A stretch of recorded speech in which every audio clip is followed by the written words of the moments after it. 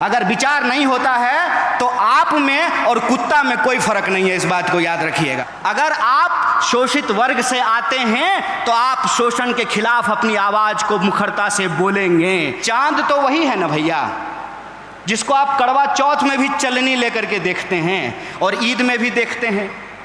चांद को थोड़ी पता है कि धरती पर उसके नाम से लोग लड़ रहे हैं। ताजमहल हमारे साथ देखने चलिए, आपको खूबसूरती दिखाई देगी, हमको दिखाई देगा कि बड़े मजदूरों का शोषण किया गया, उसको पेमेंट नहीं किया गया, उसको वेज नहीं दिया गया है।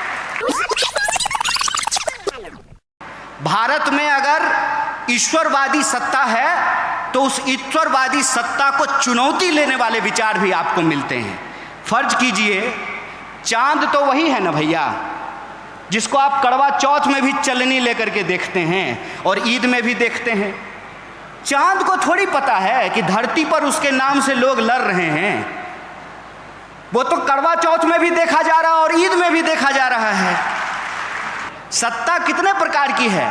सत्ता जाति की हो सकती है, सत्ता धर्म का हो सकता है, सत्ता पितृ सत्ता की हो सकती है, सत्ता अर्थ का हो सकता है।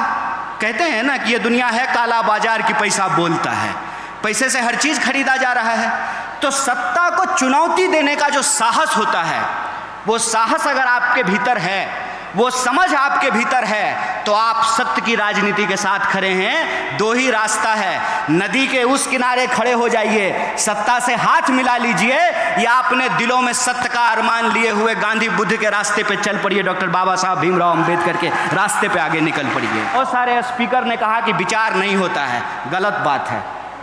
अगर विचार नहीं होता है तो आप में और कुत्ता में कोई फर्क नहीं है, इस बात को याद रखिएगा। विचार होता है, विचार के बिना आपके भीतर प्रश्न पूछने की क्षमता नहीं आती है, सत्य को चुनौती देने की क्षमता नहीं आती है, सत्ता से टकराने का साहस आपको नहीं होता है। विचार होता है, नजरिया होता है, तभी आपको नजर आता है। चलिए हमारे साथ ताजमहल, ताजमहल हमारे साथ देखने चलिए, आपको खूबसूरती दिखाई देगी, हमको दिखाई देगा कि बड़े मजदूरों का शोषण किया गया, उसको पेमेंट नहीं किया गया, उसको वेज नहीं दिया गया है। एक ही चीज है, उसको आप किस नजरिए से देखते हैं, ये नजरिए पे निर्भर करता है। और हम किस काल खंड में पैदा हुए हैं, इससे हमारी विचारधारा तय होती है। जैसे एग्जाम आप देखिए करवा चौथ को चलनी लेकर के, आप देखिए ईद पर चांद को, लेकिन जब एग्जाम होगा यूपीएससी का और पूछा जाएगा कि चंद्रग्रहण कैसे लगता है, तो ये लिख करके आइएगा कि केतु और राहु की वजह से होता है, तो एग्जाम में आप फेल हो जाइएगा। इस बात को याद रखिएगा। आप सामाजिक व्यवस्था में, आर्थिक व्यवस्था में, सांस्कृतिक व्यवस्था में, राजनीतिक व्यवस्था में कहाँ खड़े हैं, वहीं से आपका विचार तय होता है। अगर आप शोषित वर्ग से आते हैं तो आप शोषण के खिलाफ अपनी आवाज को मुखरता से बोलेंगे, क्योंकि याद रखिएगा होमो सेपियंस होने की बुनियादी जरूरत यह है कि अगर हम रोते नहीं हैं तो हमारी माँ को भी नहीं पता चलता है कि हमको भूख लगी है, वो हमको दूध नहीं पिला पाती है। हमारा इतिहास क्या है, हमारा धर्म क्या है, हमारी संस्कृति क्या है, हमारा दर्शन क्या है, हमारा तर्क क्या है और हमारा विज्ञान कहाँ जा रहा है, इसका मूल्यांकन करना बहुत जरूरी है। हमारे हाथ में हो, किसी व्यक्ति के हाथ में हो, तो वो रोशनी का गलत विभाजन कर सकता है, वो रोशनी का गलत वितरण कर सकता है, लेकिन अगर सोशल कॉन्ट्रैक्ट के तहत यह बात स्वीकार की गई है कि हर अंधेरे कोने में रोशनी फैलाई जाएगी, तो उसी आधार पर भारतीय व्यवस्था का निर्माण किया जाएगा। और जब देश 47 में आज़ाद हुआ, संविधान सभा का गठन हुआ, 50 में जब संविधान लागू हुआ, तो आपको मालूम होना चाहिए कि इस देश में जाति व्यवस्था के खिलाफ जो हजारों साल का संघर्ष था, उसको एक जीत हासिल हुई, उसको एक मुकाम हासिल हुआ और पहली बार ब्राह्मण और दलित को बराबर को वोट देने का अधिकार मिला। यह इस देश के संविधान से संभव हो पाया है। आजकल युवा नेता क्या करते हैं, मोबाइल लेते हैं और किसी दोस्त को पकड़ा देते हैं।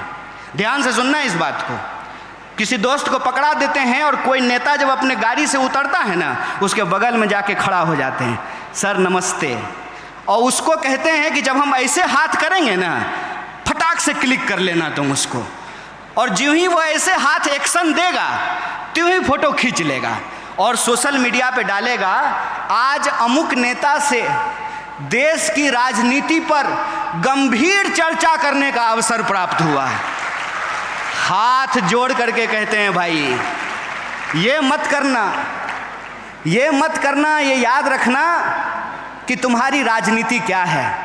इस देश में बाप जात पैसा चलता है मेरे भाई, बीजेपी, बाप जात पैसा। अगर बाप जात और पैसा नहीं है तो तुम्हारे पास एक ही विकल्प है, तुमको ऑथेंटिक होना पड़ेगा। वैलेंटाइन डे पे झूठ मूठ का आई लव यू कहने से काम नहीं चलेगा मेरे भाई। अगर प्यार करते हो तो तुम्हारे दिल में प्यार हो, और वो प्यार ऐसा हो कि वो इंसान तुमको मिले ना मिले तुम ही प्यार बन जाओ, ऐसा जज्बा तुम्हारे अंदर होना पड़ेगा। कोई बाप ऐसा बच्चा नहीं पैदा किया है कि संघर्ष की कोख से पैदा होने वाले इंसान का रास्ता रोक दे। तुमको सत्य के साथ खड़ा होना पड़ेगा। फिर वो जो नेताजी के साथ तुम ऐसे फोटो खिंचा रहे हो ना, वो नेताजी अपने पीए से फोन कराएंगे कि जरा उसको बुला दो, तो तुम कहना नेताजी बाद में आते हैं, अभी हम आंदोलन करने जा रहे हैं, जरा कलेक्टर को हम स्मारक पत्र देने के लिए जा रहे हैं। राजनीति का मतलब सत्य के लिए संघर्ष करना होता है, और सत्य की एक विचारधारा होती है, इस बात को याद रखना। दक्षिण, वाम और मध्य के रास्ते में मैं पढ़ने के लिए नहीं कहता हूँ, उसका चुनाव आप खुद करो, लेकिन कैटेगरी में मत फंसो। लेकिन एक कैटेगरी जरूर होती है, वो कैटेगरी होता है सत्य का। उस सत्य की विचारधारा पे चलो, और इस देश ने बार बार ये साबित किया है, यह देश बुद्ध की धरती है, इसीलिए यहाँ कोई भी संघर्ष हिंसा से नहीं अहिंसा से करके उस संघर्ष को जीता जा सकता है। अगर बुद्ध ने उंगली माल को संत बना दिया अपने अहिंसा से, तो तुम भी आज के उंगली माल को रास्ते पे ला सकते हो अपने संघर्ष से। बस इस बात को याद रखना।